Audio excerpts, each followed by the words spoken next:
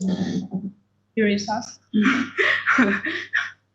So, I have to say to you that first, Professor Long will introduce you to us for a second, and the screen will be like this.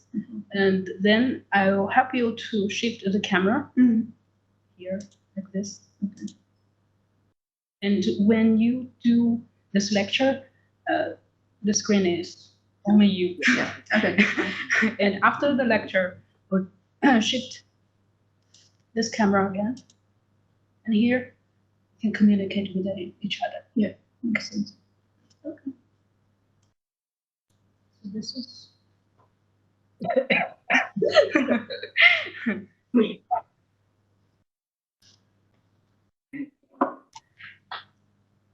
So this is Professor. Yeah, I can see that. Okay. I'm really sorry about it. I'm still coughing, and yeah, I was hit by the virus, the coronavirus. Right? Yeah, it can't be helped. It's just what happens sometimes. Yeah. I guess we've got a few more minutes. Yes. So we do not have many colleagues coming from the university, but on the internet, online, we have already had 46 colleagues, 46 people attending, right?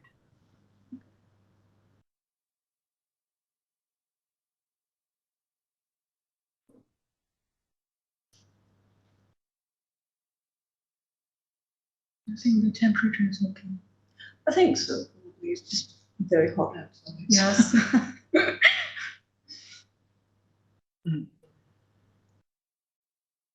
have a rest for a few minutes. 5 minutes left.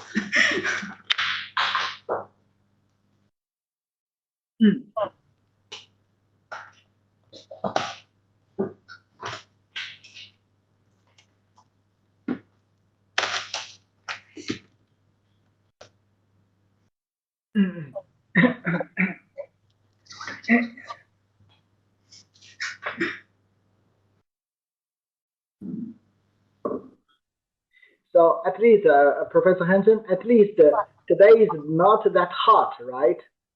It is fairly hot, but it's not. Very hot. Okay, that's really good word. I mean, we're not used to 30 degrees in the UK, so at least not. Yeah. Over here today it is. We would say it's okay. It's not that hot. Yeah. So if a weather like this, I mean, even in winter time, sometimes the weather could be like this. Really? Wow. Yeah. Yes.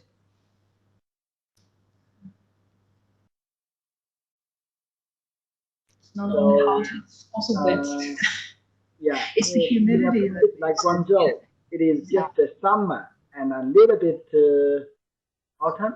I think that's it. Right? 快进来吧。你第一推开就行。hotter earlier. Mm. Like 39 degrees when it's humid.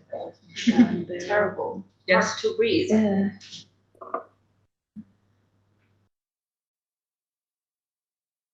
Mm.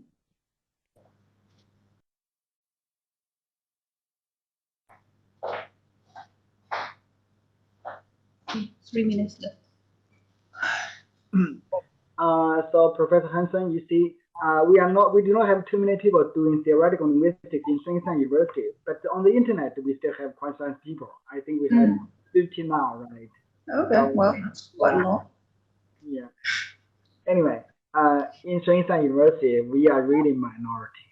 Sorry about that, right? Okay. Don't worry about it.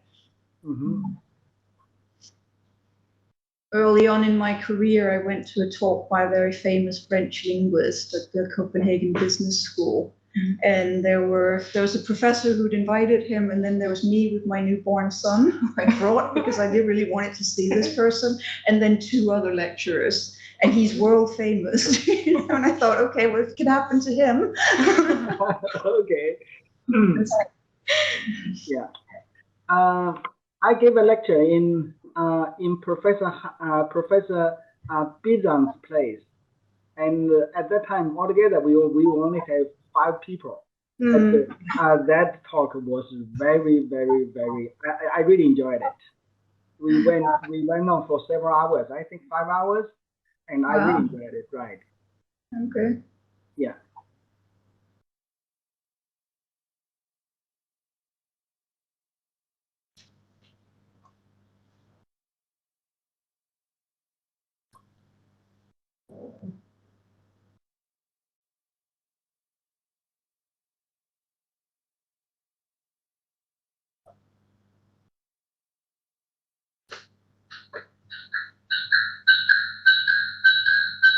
Wow. Okay.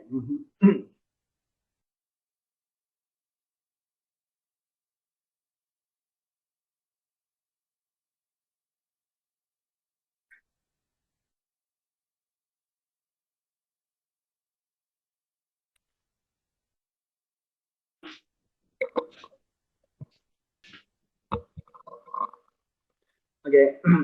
I think we can begin now. So, good afternoon, dear colleagues and students. We are today honored to be invited Professor. Sorry, can I hear me? Yes. You can hear me, right? Yes. Okay. So, yeah, we are today honored to be invited Professor Mike Hansen to give us this lecture.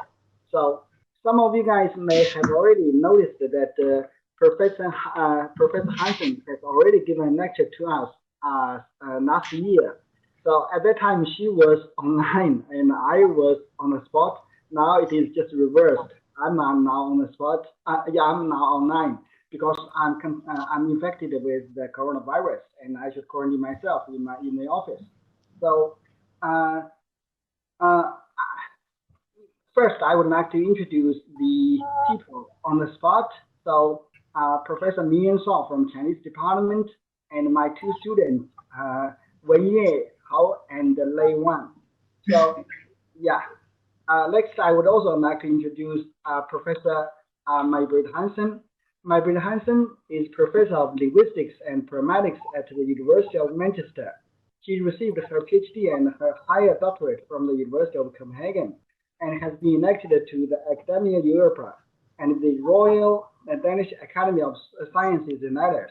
Her areas of specialization are thematics, pragmatics, language change, international linguistics, functional cognitive linguistics, and French and Romance linguistics. She is the author of 3 monographs and numerous journal articles and book chapters. So I think in today's talk, special introduction should be given to her contributions in discourse grammar.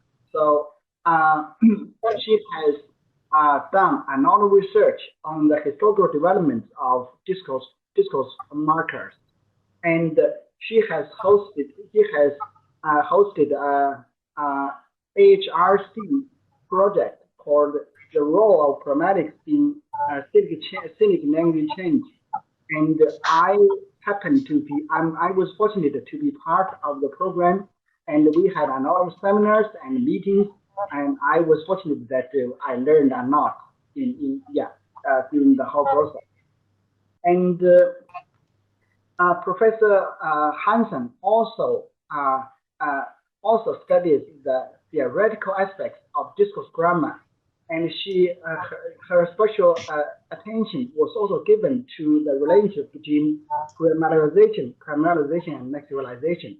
So today's topic has something to do with grammaticalization. It is striding, cycling, and meandering through diachrony, a typology of linear and nonlinear forms of parameterization. So now we will just give the voice to Professor Hansen, and please welcome. Right, thanks very much, Professor Long, for this introduction, and thanks very much for inviting me here. It's fantastic to be in China again. I came here the last time about 15 or 16 years ago, and I don't know the country very well, so it's very exciting. And thanks to everybody who's attending. So, oops, not okay. So the structure of my presentation is as you see here on the slide. First, I'll give you a brief introduction, and then I'll talk about different kinds of paths of language change. And then I'll focus more narrowly on the path that's known as pragmaticalization and try and propose a typology of types of pragmaticalization. This is work that grows out of the cyclicity network that Professor Long just mentioned. And so I will be talking a bit about cycles, among other things. So, as you've already surmised, I'm sure this is then a diachronic pragmatics topic. So, diachronic pragmatics has to do with the evolution of pragmatic markers in a broad sense. So, the terminology differs, unfortunately, in this field as it does in many subfields of linguistics. But I use the term pragmatic markers as an umbrella term, which comprises then different subcategories like discourse markers, modal particles, politeness markers, response particles, and others as well. And the focus in this presentation will be on discourse markers, or DMs, and modal particles, or MPs. And the aim is, as I already suggested, to propose a typology of different forms of pragmaticalization. So when we talk about language change, this thing we usually start with is what is the path? So from what do we start out with and what do we end up with? And in this talk, I'm going to distinguish between macro paths and micro paths. So macro paths are the highest level, where something, very broadly defined, for instance, something can move from the lexicon into the grammar, or something can move from what we might call core sentence grammar into having playing a role at the discourse level. It's mainly the macro paths I'll be talking about in this talk, but there will be examples of micro paths which are much more specific to particular constructions or particular linguistic items, such as, a particular linguistic item might start out marking an anterior temporal relation, so before X happened, Y happened, so the before relation, and then it comes gradually to mean something to do with subjective preference. And obviously there are many fewer items that follow a specific macro path, whereas a great many items will follow the same macro path. So I'll distinguish three types of macro paths. And since this talk is mainly about pragmaticalization, I'll start by defining what I mean by pragmaticalization. So pragmaticalization is the creation of pragmatic markers out of existing content words or grammatical items or constructions. So for instance, in French, we have an adjective bon, which as an adjective means good, but it's also used as a discourse marker where it marks, among other things, it can mark topic change. And so that's been pragmaticalized, that adjective, into a discourse marker. In Spanish, you've got the phrase esto es, which literally means that is, but it's also used as a reformulation marker. Like in English, that is, the same thing has happened in the two languages. And so this esto es has also been pragmaticalized. And I should say that this notion of pragmaticalization is subject to controversy, and I'll get back to that in a few slides' time. I believe it's a sensible notion to work with, but we'll discuss that in a bit. The other macro path is lexicalization. That's a very old notion, pragmaticalization. I just refer to Brinton and Traugott 2005 because they've written a very good book about lexicalization and grammaticalization, but it's actually an old notion that's at least more than 100 years old. Pragmaticalization is a lot newer. The first instance of somebody using the term pragmaticalization was in 1993. Anyway, back to lexicalization. When you lexicalize something, you create a new content word. So a noun, an adjective, an adverb, on the basis of existing grammatical items or constructions, or on the basis of pragmatic markers. So in French, we have the expression avoir le dessus, and dessus, that the underlined part is a preposition originally, which means over. So literally, avoir le dessus means to have the over. And it's been lexicalized as, an idiom meaning to have the upper hand. So it's not a preposition anymore. As you can see, it takes a determiner. Le is the definite determiner in French. And normally you can't have definite determiners with presuppositions. So it's been nominalized. and therefore it's been subject to lexicalization. In Italian and also in English, we have the suffix ism, as in Marxism, socialism, and so on, which has been, the derivational suffix has been lexicalized in both Italian and also in English as ismo in Italian or ism in English, where it means ideology then, following from its morphological meaning. And then the most important, or the type of macropath that most has been written about probably is grammaticalization. And that's where, that goes back to Millet 1921. And it's something that people have been very, very interested in, particularly since the 1980s, I guess. And that grammaticalization is what you have when you create a new grammatical item or construction out of pre-existing lexical or grammatical material. And so Millet was the first person to use the term grammaticalization.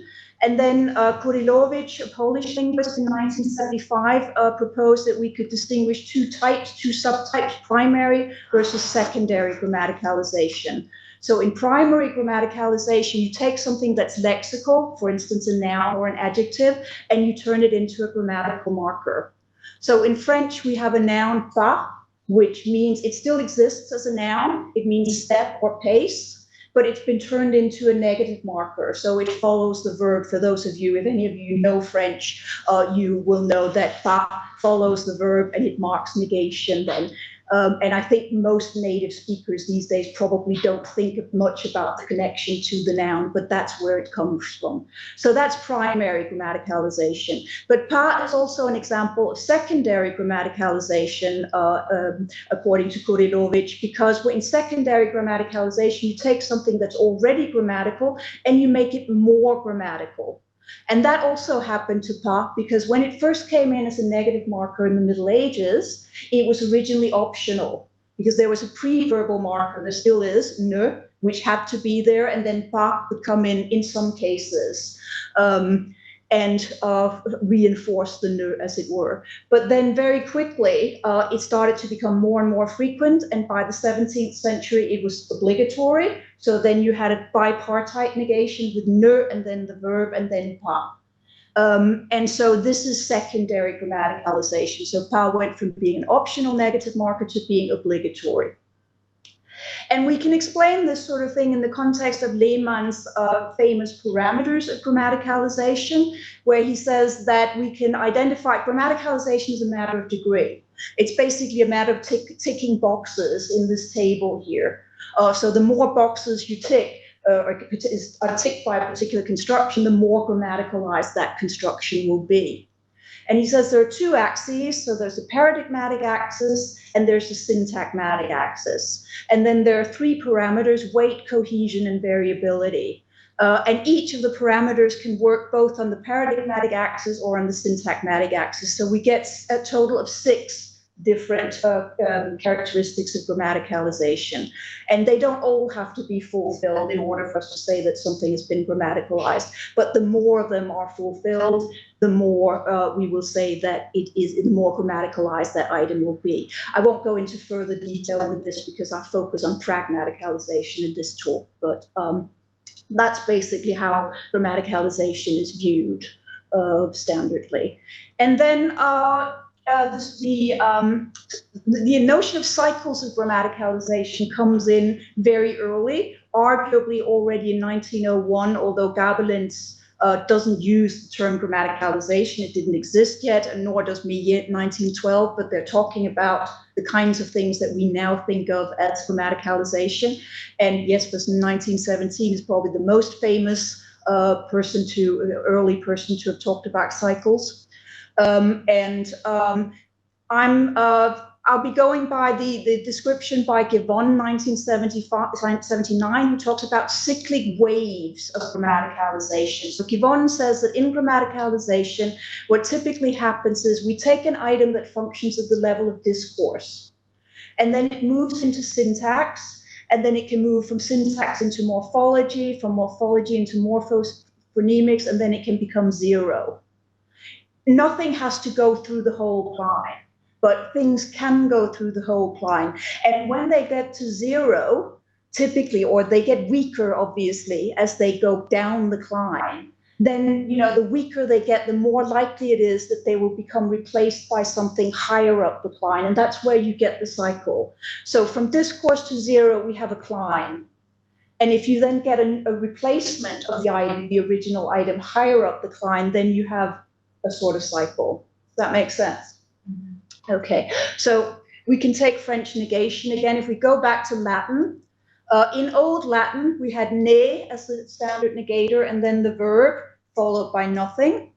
And then we assume, because in classical Latin, that ne turned into non. And so we assume the star in front of oinum means that it's reconstructed. It's not actually attested in Old Latin texts, but we reconstructed that the non must come from a merger of the preverbal ne with the numeral one as a sort of reinforcement of the negate. Not one is somehow more emphatic and stronger than just saying not. And so that's already, one cycle, because then the oinum gets sort of integrated into the original negative mark, and we have non. French is a daughter language of Latin, and it inherits the non initially, but very, very quickly that non is phonetically reduced to ne. And it's still not followed. It's still before the verb, not followed. The verb is not followed by anything. But then, as I said, we very quickly in like around the 11th century, I think, is the first instantiation. We get the pas following the verb optionally.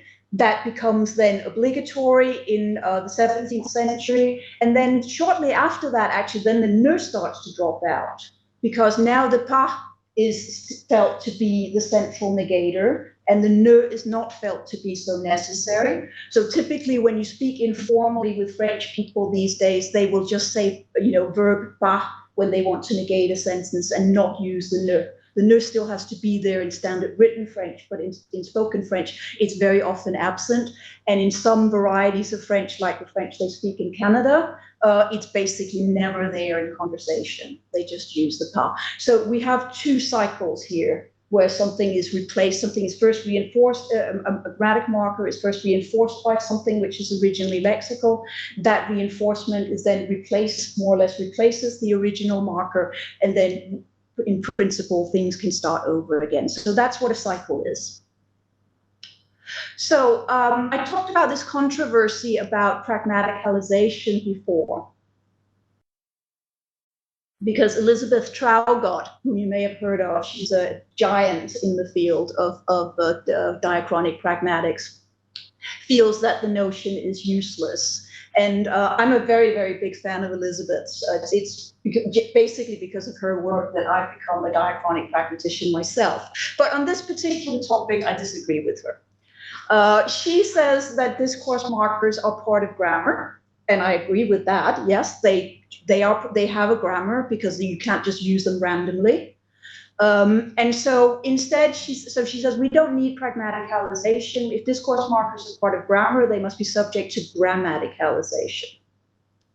But the evolution of discourse markers doesn't actually fit very well with Lehmann's parameters that we saw earlier. So what Elizabeth does, or what Traugott does, is she redefines grammaticalization so that she can accommodate the development of discourse markers. And she says, so Lehmann said you had attrition, which at the semantic level is semantic bleaching. So the item in grammaticalization loses its original semantics and so it gets a broader functional meaning. Elizabeth points out, no, well, they get pragmatically strengthened. So we don't want to talk about semantic bleaching, we want to talk about pragmatic strengthening.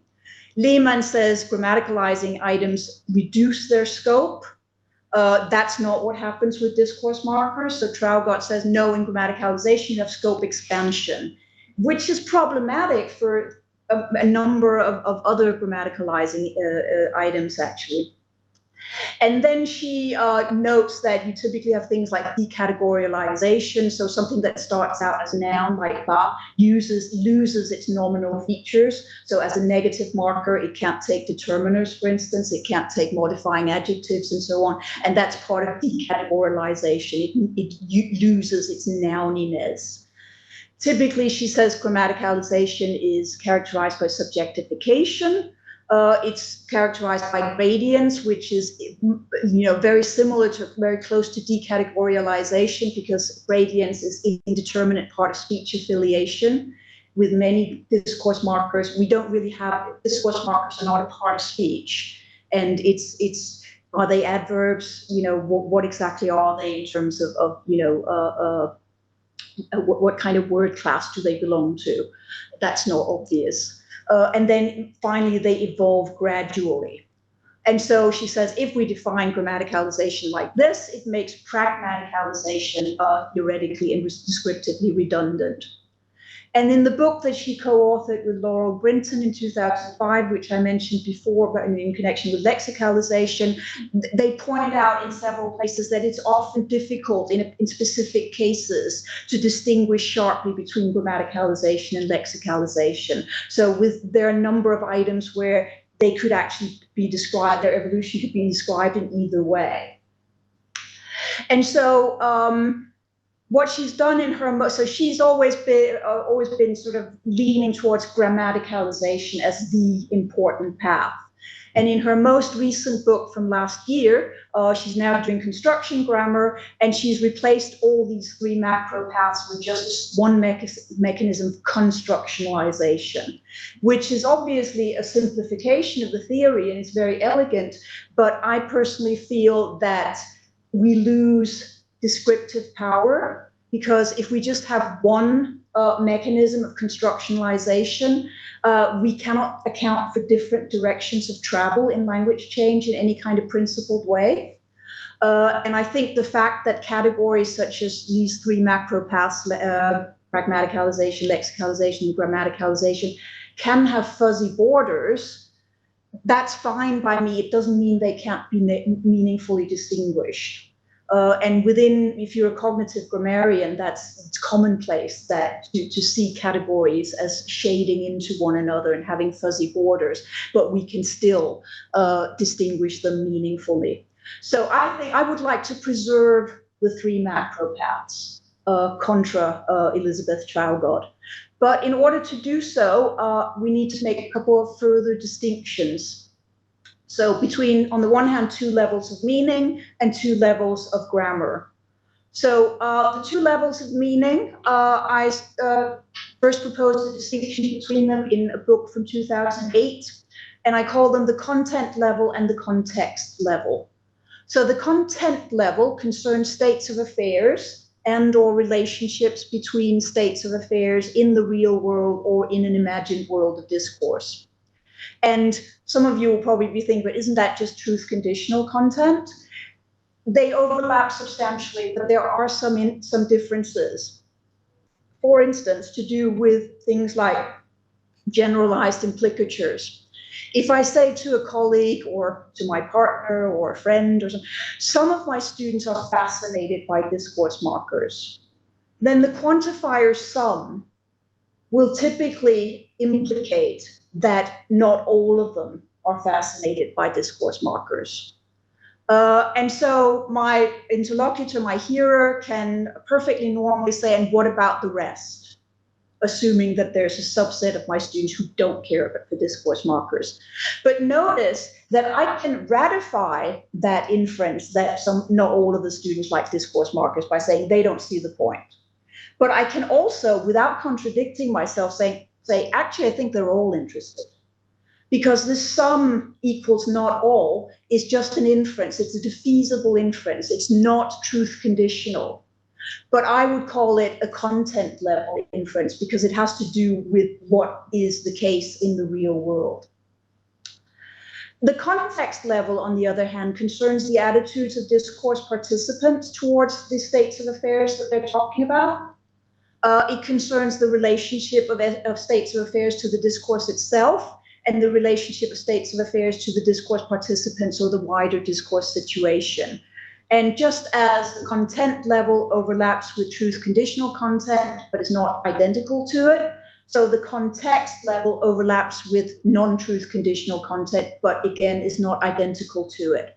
Because, for instance, in French and in English, in many languages, you have discourse markers like je pense, I think, je crois, I believe, je trouve, I find. which, strictly speaking, are truth conditional. It can be true or false whether somebody thinks or believes X. It's hard to verify, but it surely is either true or false. But that's not how we use these markers. First of all, I mean, it is very hard. We don't use them to refer to, cogitation. We use them to mark our attitudes towards certain states of affairs in a subjective way. So those are the two levels of content or of meaning that I want to distinguish. The two levels of grammar, I'm not the first to distinguish two levels of grammar. And that's, of course, because, as Elizabeth Traugott has pointed out, pragmatic markers do have a grammar, but it's not this traditional notion of sentence grammar. We can't do much with that in terms of pragmatic markers. So we need to distinguish different levels of grammar.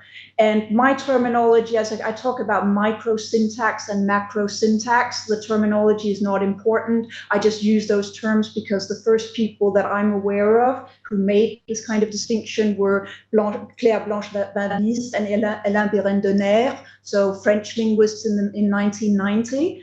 And then people working in the Anglo-Saxon tradition have followed more recently with very similar distinctions, which they have different names for, but the name is not important.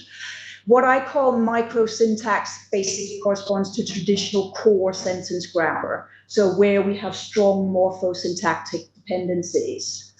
And that level of grammar correlates imperfectly with content level meanings, as I'll show you obviously a number of concrete examples in a minute. Macro syntax, some people, Haselow 2016 talks about macro grammar, and Heine et al., which includes Haiping, if I remember correctly, Professor Long, if I remember correctly, talk about thetic grammar, but I call it macro syntax, following the French linguists. So that goes beyond the level of the core clause of sentence, where you have weak or no morphosyntactic dependencies, but items and construction are not used randomly or without constraints. And items that would fall under macro syntax would be things like parentheticals, discourse elements like pragmatic markers, interjections, hesitation markers, and so on. And here we have an imperfect correlation with context level meanings.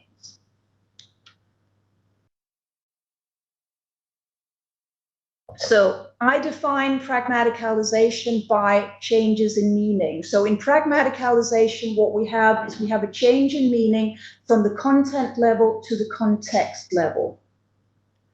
Grammaticalization I define by changes in grammatical behavior.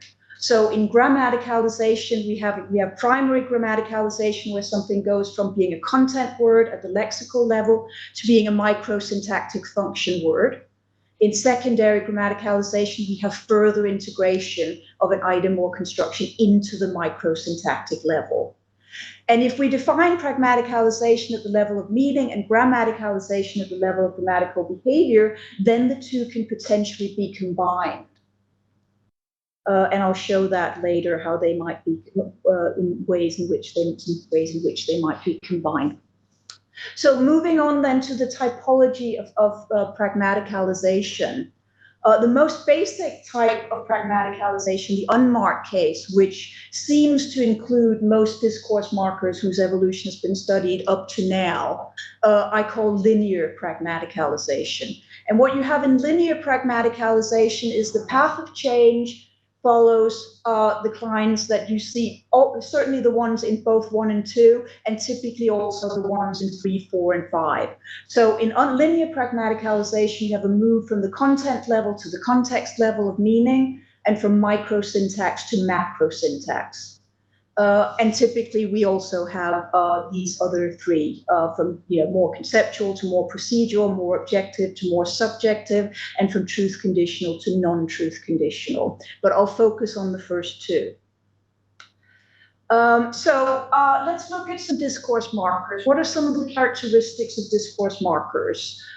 This is obviously, or not obviously, but because I'm a European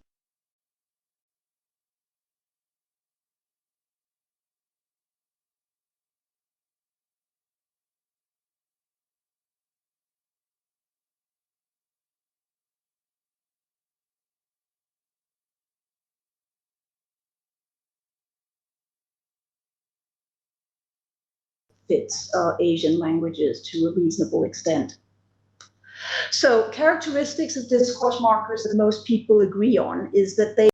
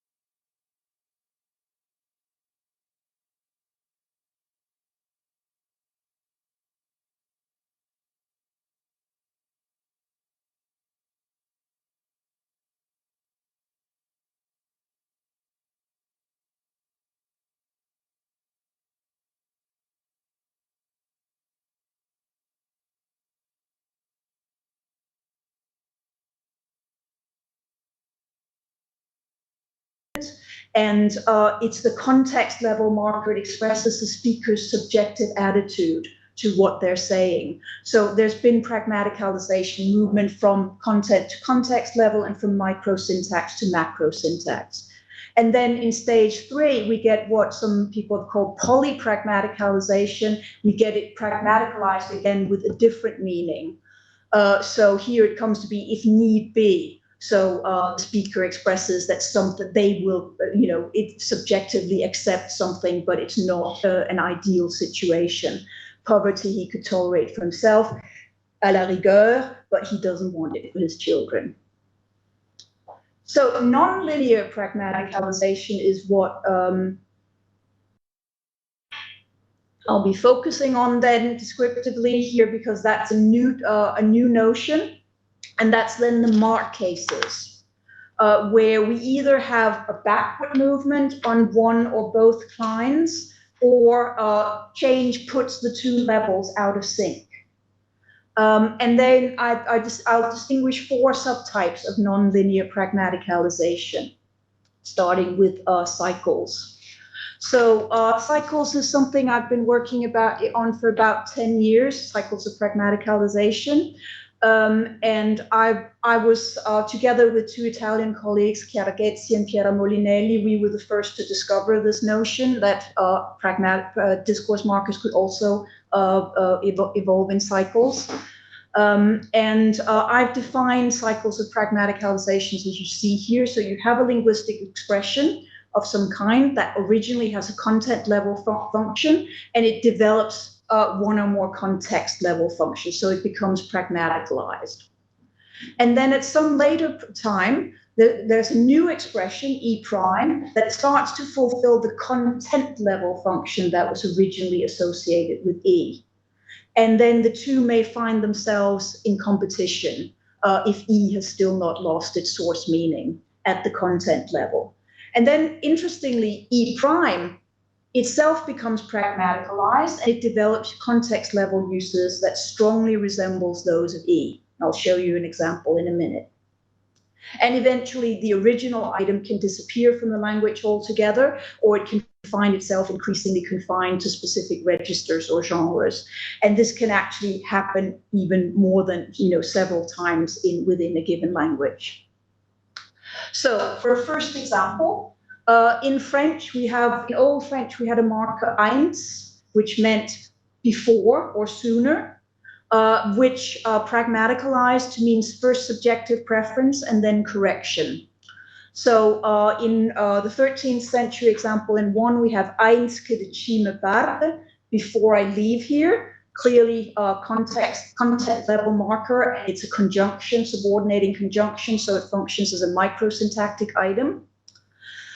Then in the second example, it no longer expresses anything to do with time. It expresses a subjective preference. These doctors advised him not to eat chicken, ein Swiss tennis diet, but rather to keep a diet. So it's preferable for him to keep a diet as opposed to him eating chicken. Here, at that point in time, it's bit ambiguous from the text whether it belongs to microsyntax or has already moved into macrosyntax. But in terms of the level of meaning, it's clearly a context level meaning that we're dealing with here. And then at the third stage, it becomes a marker of correction. But since then, our foolishness, ein Swiss de courtisan, has turned it, or rather that of the courtier, has turned it to me. So the speaker is correcting their expression, our foolishness, and saying, oh, I'm correcting this, it's not our foolishness, it's the courtier's foolishness, which again is clearly at the context level meaning. And here, as the commas in the text indicate, it's become parenthetical, it's clearly at the level of macro syntax. So this is all pretty linear. But then what's interesting, what makes it a cycle is that later on in the Middle Ages, a couple hundred years later, you get a new marker to mean temporal anteriority, plutôt. It's originally a comparative. Plus means more and tôt means soon, so more, soon, sooner, and then it's fused. Gradually it becomes one word. That still exists in modern French. Eins has disappeared. That disappeared from the language in the 17th century. But plutôt comes in and first starts expressing temporal anteriority, that she had poisoned her father in order to come into her inheritance sooner. And then it acquires a meaning of subjective preference in example 2. Benevolent God, please do not recall the lives of human beings, for it is not time. Please do rather call them gently. So here it's subjective preference of the speaker talking to the gods. And finally, plutôt also becomes a marker of correction. My intention is not to say that there's no need to protect oneself against their cunning. Plutôt j'avertis et proteste, etc. Rather, I warn and declare that there's no serpent's venom so deadly. So we basically have the same cline instantiated twice. within, from the Middle Ages up to modern French, with plutôt gradually replacing eins in all of its uses. And in the paper that this is based on, I quantified their uses throughout the centuries. And it's clear that, plutôt sort of is pushing eins out. And so what we have when we put the two climes together is this kind of cyclic or spiral-like movement. And I call this an onomasiological cycle, because when we take an onomasiological point of view, we start with the function or the meaning of something, and we look at what kinds of linguistic forms can express this function and meaning. So here we've got two different forms expressing the same meanings and functions. So this is an onomasiological cycle. You can also more rarely have semasiological cycles, where it's basically the etymologically same form that goes back and forth on the climes. So in medieval French, we have a marker ja, which is inherited from Latin jam, which meant now or already. And this, you have it with the meaning already, which is a content level meaning. It has to do with time. And so the person says, "Sire, there's trouble. King Richard has arrived in Bayonne with a large army, and you should know that he has already done you great damage." So ja is already here. But already in the Middle Ages, this becomes pragmaticalized and becomes a marker, an assertive marker, which strengthens the assertion. "My noble friend, you do it on purpose. In truth, ja est so Roland. In truth, I am Roland, who has always loved you." And these coexist. The pragmaticalization happens very early, and they coexist, the two meanings, for a couple of hundred years, and then de starts coming in, reinforcing ja in cases where the speaker, it seems that when the speaker wants to emphasize that they mean the temporal spectral meaning rather than a pragmatic meaning, they put a de in front of ja, and then you get déjà in modern French, which it becomes fused. And so in modern French, you have, and that starts, the déjà starts over being only temporal in meaning and being functioning at the microsyntactic level. And so you have things like in 3, Luc dormait déjà quand je suis rentré. Luc was already asleep when I came home. And for centuries, déjà, that's all it does. It means already. But then gradually it develops pragmatic meanings, which are not exactly the same as those of ja, but which in many cases are quite similar, like this one here. I think Sylvie is by far the best candidate. Déjà, son CV est excellent. For one thing, her CV is excellent. And moreover, she presents herself extremely well. Where you are, this déjà here has to be part of a list. Something has to follow it, but it does also emphasize the assertion. It is very true. I emphasize that her CV is excellent. So there's a similarity there. And you see, we go on in every stage, we go from, first from context to context level, and then back to the content level with déjà, and then to the context level. And similarly, at the level of grammar, we go back and forth. So this is a semasiological cycle where, essentially the same item goes in a cycle. And so, but they're actually more, it's something that's discussed among people who are interested in cyclicity. Is a cycle, what exactly is meant by a cycle? Because it's obviously a metaphor. And since, already Gabelins in 1901, people have been saying, well, it's probably more like a spiral, because you don't go back to exactly the point of departure. You go back to something like the point of departure. So there are small differences. It's more like a spiral. But in a cycle, the two levels, the level of meaning and the level of grammar, are in sync at all times. But you have these backward movements. So, a kind of non-linear change that is a bit similar to cycles is what I call feature spirals. This is based on the work of Giulio Scivoletto, who has also been part of our cyclicity network. He works on discourse markers in Sicilian, and he shows that in a number of cases they can gain a feature that allows them to become pragmaticalized, and then they lose that feature later while remaining pragmaticalized. So this is why this is at a lower level of cyclicity than the ones I talked about before. So the Sicilian marker mentally starts out meaning simultaneity in time. While the knights were in battle, it says you remained on the ground in the first example. Then it comes to mean oppositional contrast as an example 2. For someone, there's no luck, and out of 100, he gets none. Mentri, kunashi, etc. Whereas one who's born under a good moon picks from a vase and catches moonfish. So there's an opposition between two types of person.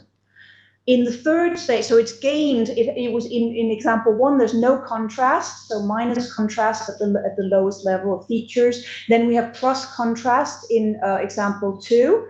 That continues into 3, where we don't have an oppositional contrast, but a counter-expectational one. So this is from contemporary Sicilian. A says, at university, I'm done now. And B says, now you're done. And B says, I've started, I think, to almost be finished or something like that. And B says, but you're young, though. So B was expecting A to not be finished, have graduated yet, or be ready to graduate now because they're so young. So this is the contrast here. It's counter-expectational rather than oppositional, but it's still there. And then in the final example, the contrast is lost again. And it's a marker of topic change. By the way, how's it going when you come to Mordecai? Is everything always fine? There's no contrast here. We're just marking that we're changing the topic. So the contrast feature has been lost, but it's still a pragmatic marker. It still belongs at both in 2, 3, and 4. In terms of meaning, it belongs at the context level. And in 3 and 4, it's certainly macrosyntactic and possibly, at least in some cases, also seems to be at stage 2 already. So that's one type of feature spiral. Another type has to do with scope. So this feature spiral here was to do with the meaning plus minus contrast. Here it has to do with grammatical scope. So that's the marker vidi, which is originally imperative, meaning look. And you have that imperative in number 1. Look, Peri, my partner, Bernardo Mijari, has drawn up a contract, and you can imagine a speaker pointing to the physical contract somewhere in the environment. It has then scope within the proposition. So look at the contract here, look where I'm pointing. In the second example, it gets scope over the proposition. It becomes a pragmatic marker. So somebody is, it's an attention getter. Now, see, there's nothing to see if the person wants attention for what they're about to say. Whoever wins at first will lose in the end. So pay attention to what I'm going to say is what it means there. It's a pragmatic marker. It's parenthetical, so microsyntactic, and it expresses a discourse level meaning, context level meaning. It retains the scope above the proposition in example 3, where it's a mirative. Somebody is surprised by what's been said. Somebody says, the peasants say to their lord, and our woes, Lord, what are they? Are they many? And the Lord answers, oh, oh, oh. So this is marker surprise. Your evils are as many as the fleas in the month of August. So B has scope over the whole of the following proposition. And then in the last stage, it remains a parenthetical pragmatic marker, but it becomes a marker of correction with scope within the proposition. So my psychologist, be un psicologo, oh, not my psychologist, my dietitian told me. So that makes sense that we have scope within proposition, then scope above proposition, examples 2 and 3, and then again, scope within the proposition in example 4.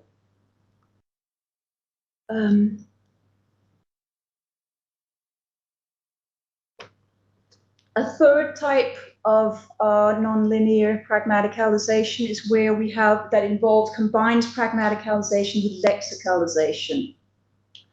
So here we have Spanish dice, which literally means says that, and it can be written in 2 words. I mean, the fact that the first example is in one word is incidental because at that time of Spanish, there was no standardized orthography, and it could just as well have been written in two words. So diz is the say and que is the complementizer.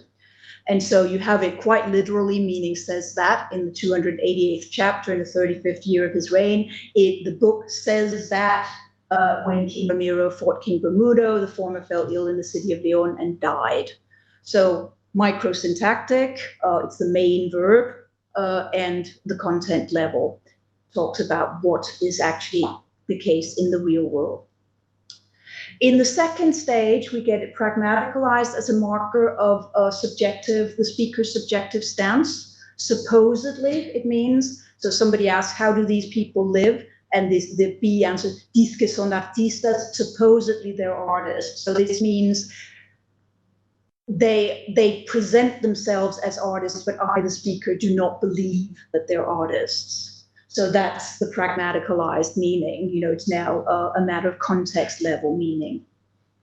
And it is apparently, you can't see it in the writing there, but diz que son artistas, that you can have that prosodic break, and it always occurs at the periphery of utterances. And then interestingly, in number 3, it's been lexicalized as an adjective with the same meaning as in 2. So some people call it this, but I, the speaker, don't believe that it fulfills the criteria for being this. So the vile passersby is protected by the so-called law. So there is this law, but the law doesn't function. I don't feel it deserves the name of a law. And here you can see it's an adjective because it follows the determiner la, which is a definite determiner, and it modifies the noun. It occurs within the noun phrase. And so it's been lexicalized as an adjective. So it's back to microsyntax, actually, but has retained its context level meaning. So it's still pragmaticalized, but combined with lexicalization. And so what the first three, all these three types of nonlinear pragmaticalization have in common is this spiral-like movement where something first gains and then loses a particular feature that initially allowed it to pragmaticalize, but it remains pragmaticalized. So what are some of the, there are also some differences because the semasiological microcycles are the ones that go back and forth, but the other three, it just remains pragmaticalized. And the final type is grammatical pragmaticalization, which then where the spiral with diz que combined pragmaticalization with lexicalization. In this last type, we have pragmaticalization combined with grammaticalization. And this is relevant to the study of modal particles in particular, which is a type of pragmatic marker that are found in continental Germanic languages, among others. You also have some in very saliently like German and the Scandinavian languages and Dutch. We also have them in Romance and some in English, but they're not as fully integrated. They're not as salient in those languages as they are in Germanic. I think possibly Chinese sentence final particles might be similar, but you'll see when I give you what some of the characteristics of modal particles are as compared to discourse markers. Like discourse markers, they have subjective or intersubjective meanings. Like discourse markers, they're used in the negotiation of common ground. They can mark knowledge states, and they typically mark knowledge states, including competing and conflicting perspectives between the speaker and hearer, or between the speaker and a third party. And they always scope the utterance in its entirety. So discourse markers have variable scope, but modal particles always scope the utterance, in both the proposition and the illocution. And unlike discourse markers, they're integrated into core clause structure. So they're syntactically restricted.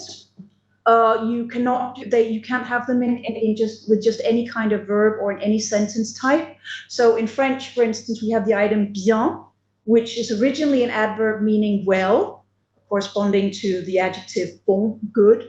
But it's been turned into a modal particle where it sort of counters something that typically the hero or some other third party might think. So if A says, why do you always forget to buy toothpaste? A is then expressing an assumption that B has not bought toothpaste. B can then say, mais j'en ai bien acheté du dentifrice, but I did buy toothpaste. So despite what you, A, seem to believe, I have actually bought toothpaste, is what the bien says. You cannot have that bien in a negative clause. Je n'en ai pas bien acheté does not work. You can't have it in an imperative clause. Achète son bien doesn't work with that meaning, at least. You can't have it, it's syntactically restricted. It has to be between the finite and follow the finite verb. You can't have it at the beginning of the clause, as in bien j'en ai acheté, doesn't work. You cannot have it at the end. J'en ai acheté bien doesn't work. You cannot normally stress it. J'en ai bien acheté. It's marginally possible, but it's not. You would not normally stress it. So you can say bien, have it as bien j'en ai acheté, but then it's a discourse marker with a different meaning. It's not the modal particle. Also, if you have it as just one utterance in itself, bien, that can mean okay, but again, it's a discourse marker, it's a different meaning. So modal particles are syntactically restricted. They are integrated into core clause structure in a way that discourse markers aren't. My suggestion is that modal particles are subject to grammatical pragmaticalization, where they do move, the meaning moves from the content level to the context level, but they stay in microsyntax. They never move out of microsyntax. So in French, we have the evolution here. I already said it started out as an adverb meaning well. So Pierre a failli mourir de la Covid, maintenant il va bien. He almost died of COVID, but now he's doing well. It's about state of affairs in the real world, and it's microsyntactic, depends on the verb. In 2, it becomes a degree adverb before it becomes a modal particle. So, les élèves ne sont pas tous sûrs d'avoir bien compris. The students are not all sure they've understood properly. We're still at the content level, because, you can verify whether somebody has understood or not. It's a description of the outside world and not the speaker's opinion or anything like that. And then in the 3rd stage, you get this modal particle meaning, je l'ai bien posté. You forgot to mail my letter. No, I did mail your letter. So we never move out of microsyntax here, but we do move from context level to content level to context level. And so what these last 2 types of nonlinear pragmaticalization have in common is that they combine 2 types of macropaths, 2 different effects. And so in conclusion, I would say that some of these examples show that the cycles, semasiological cycles in particular, show that pragmaticalization is not necessarily unidirectional. It may be very typically unidirectional, just as grammaticalization is, but both of them can actually be reversed. And so there are some similarities between the 2, but if we conflate them, as Elizabeth Traugott would like to do, we impair the ability to notice different directions of travel. And our theory will not then allow us to account for these different directions of travel in a systematic way. And we lose the ability to account for possible interactions between grammaticalization and pragmaticalization. For instance, the special nature of modal particles, because reams of paper have been, printed on, people discussing how exactly do MPs and discourse markers differ from one another and why and so forth, so on and so forth. And there are also reverse things. For instance, the preverbal negator ne in Swiss French appears to, I told you earlier that ne tends to drop out in contemporary French conversation, and you just have the pas to mark negation. When the preverbal negator ne does appear in conversation, certainly in Swiss French, and I think probably also in French, it seems to mark a particular pragmatic stances these days. So that seems to be in sort of there's an interaction between this mark having been grammaticalized, and then being pragmaticalized following in more recently. So to repeat, what centrally defines pragmaticalization in my proposal is movement at the level of meaning, and movement within syntax from micro to macro syntax is very often the case. It very often accompanies change in meaning, but it's not systematic. So it's of secondary importance. And we have to explain why there is this typical correlation between the two levels. That's something to be explained. It shouldn't be part of the definition of pragmaticalization. And so at a very broad level, meaning, and I think this, I hope to have shown that meaning and grammar are closely intertwined, but that we have complex and dynamic relationships between the two levels. So thank you very much for your attention, and I look forward to your questions and comments. And here is the references. Thank you. We thank Professor Hansen for this insightful talk. So you see, for two levels of discourse, two levels of grammar. When I was in Germany, when I was in Europe, I was discussing with, for example, Professor Haselow, Professor Heine, and Professor Gunther Kaltenbach. So they all hold the view of dualistic framework of grammar, but the difference is I don't think they have formulated in detail of these dualistic framework of grammar, and I think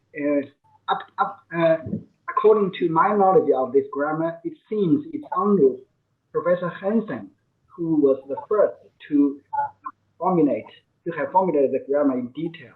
So now I understand what it means by a typology of linear and nonlinear forms of grammaticalization.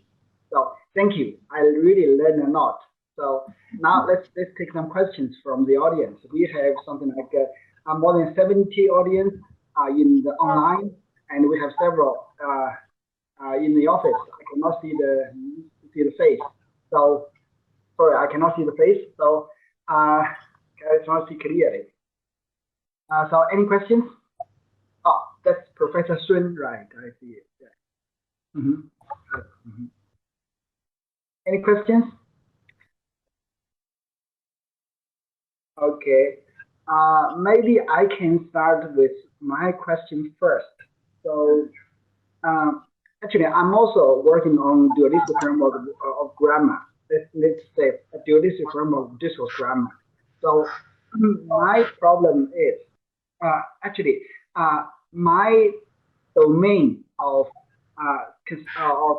micro grammar and macro grammar, I think is a little bit different from Heine and from Haselow, and even also different from yours. For example, here, is it possible that I noticed that for modality particles, you were seeing them as part of micro grammar, right? Yeah, well, not modal particles. Modal particles I see as belonging in microgrammar or microsyntax, but most pragmatic markers will go into macrosyntax because they have this, they have these parenthetical positions, and they can typically variable placement and so on and so forth, and they don't depend, they're not governed by any item within the core clause normally. So modal particles are sort of the exception to that. Yeah. So I really want to see modality particle as part of macrogrammar. That's what I'm doing. Okay, I'm working to that direction. So just now, I think you mentioned prosodic gap for a lot of structures.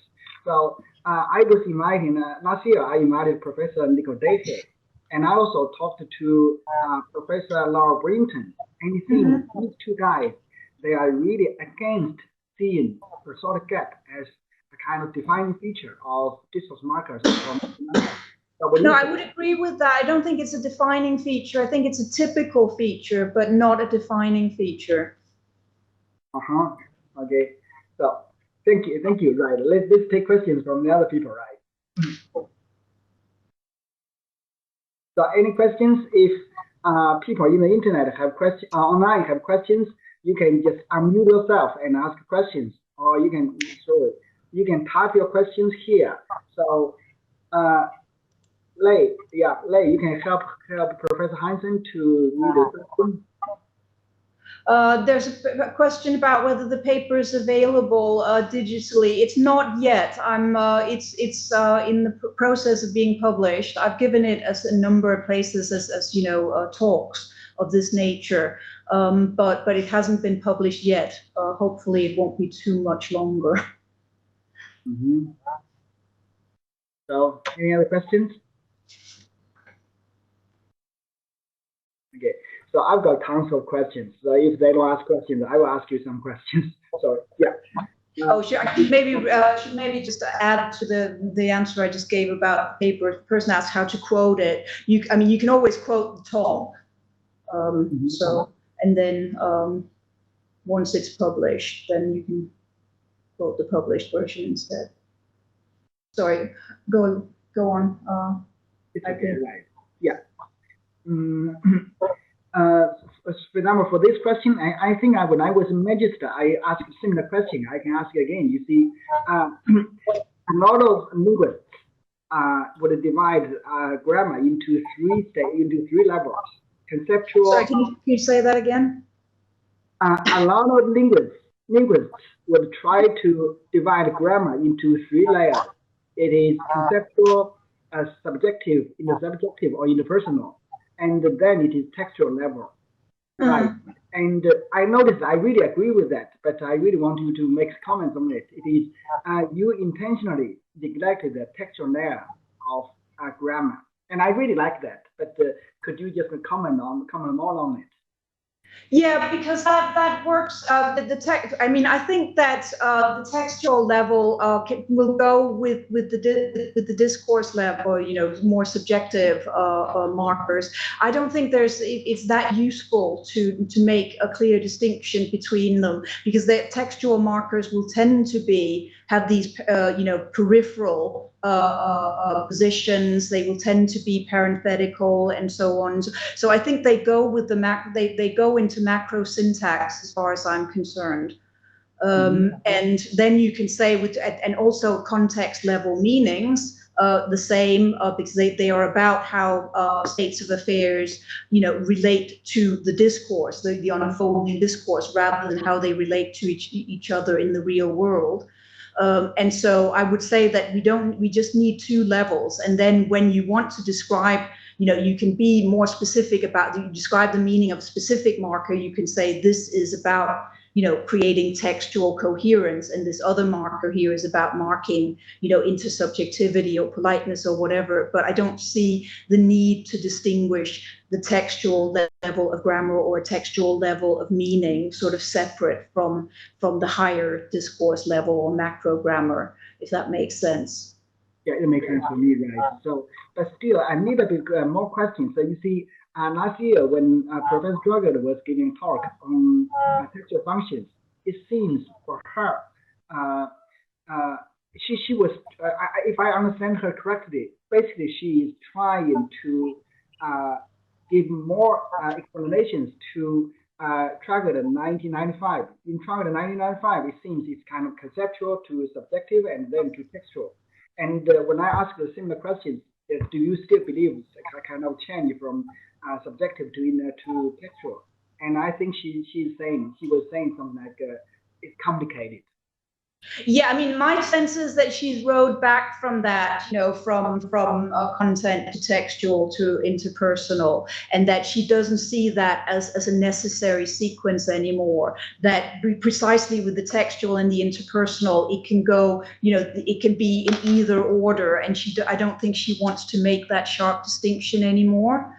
I mean, one of the nice things that I always admired about Elizabeth's work is that she always sort of revises her work continuously and picks up on what are the difficulties, you know, and doesn't, instead of sticking with the original hypothesis to the death, basically, she's happy to adapt it when she gets evidence that maybe it's not quite right. And I think she has, you know, decided that it's not this three-stage sequence, that there are different interacting clines that may or may not be instantiated in a given specific case. I mean, already in the 2002 book, she'd sort of abandoned that three-stage model, I think. Mm-hmm. Thank you. I really agree with that. Right. Thank you. So yeah.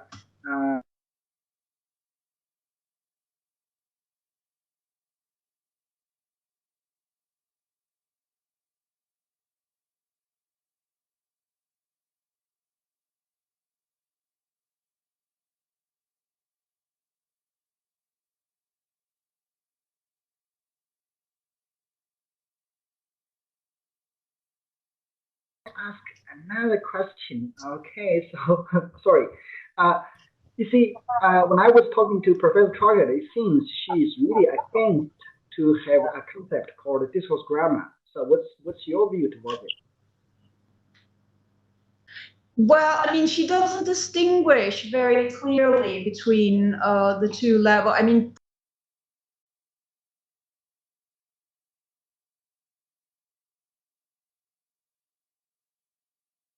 she's gone through the whole rigmarole of trying to redefine grammaticalization in a way that I don't think is necessarily 100% successful. And so I think there is a distinction missing. I mean, I'm not saying. I mean, she's not suggesting that that discourse markers function as part of traditional sentence grammar. Far from it. But I mean, I'm not quite sure how she defines grammar. Yeah. Other than as something that means that items can't be used can't be used randomly. But that seems a bit broad. Yeah. I mean, defining how to define grammar actually is kind of big issue, not only for Professor Traugott, but also for Professor Heine. And that's why I was fighting with Professor Heine just for that issue, right? And it's a big issue, right? Well, I mean, I guess that's why Traugott has moved away from talking about grammaticalization, is now talking about constructionalization, because then she avoids the problem. But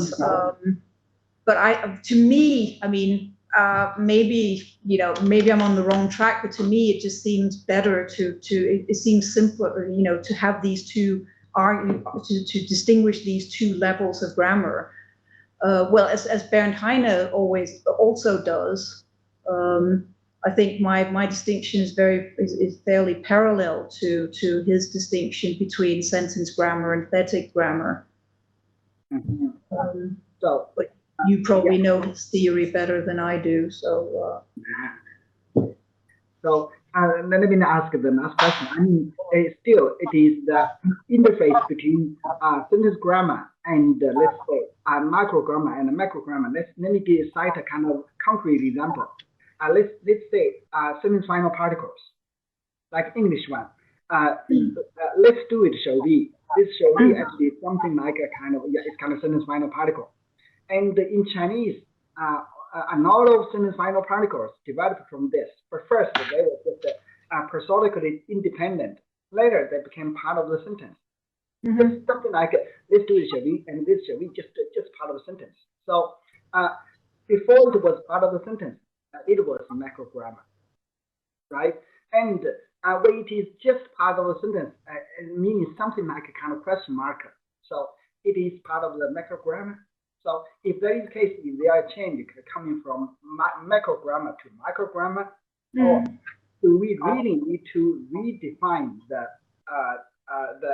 difference between macro grammar and micro grammar? I think Ben Heine faced this question, and I think we all face this question, right? Yeah. Well, I mean, as I said, unfortunately, I don't know any Chinese, but I mean, these sentence final particles, is it possible that they're like the Germanic modal particles and that actually they just never move out of microgrammar? But they're just different. They have a different meaning, but the grammatically they're still in microgrammar. Yeah, I think they first were kind of close. Yeah, it's kind of close. I would say it's kind of part of the macro grammar, right? Yeah, and then gradually it become kind of particle and it's integrated. Finally, it's just something like question marker. If that pathway, is okay, it seems we need to redefine the difference between macrogrammar and microgrammar. What is where do we put the line there? Right. Yeah. Any comments? Right. Yeah. Oh, I think I would need to see a specific example in the stages and so on. But okay, one example like this. You see, if my understanding of that is correct, okay, let's say the example like this. We will do it, and then yes or no, yes or no. This yes or no, basically, it was a question, and then gradually change it into something like we will do it yes or no. And this yes no or no basically can change it into a kind of question marker, just to raise the question. If this pathway is correct, so I mean, first it was kind of macrogrammar for sure, and now when it is kind of question marker, it is just a microgrammar. So right? To me, it seems like microgrammar. Microgrammar, but we will do it yes or no. That yes or no is still microgrammar. Yeah. Okay. So I got it. So your microgrammar is bigger than Heine's. Okay. Okay. I mean, I haven't really thought about that specific type of construction, but off the top of my head, I would say that it starts in microgrammar and stays in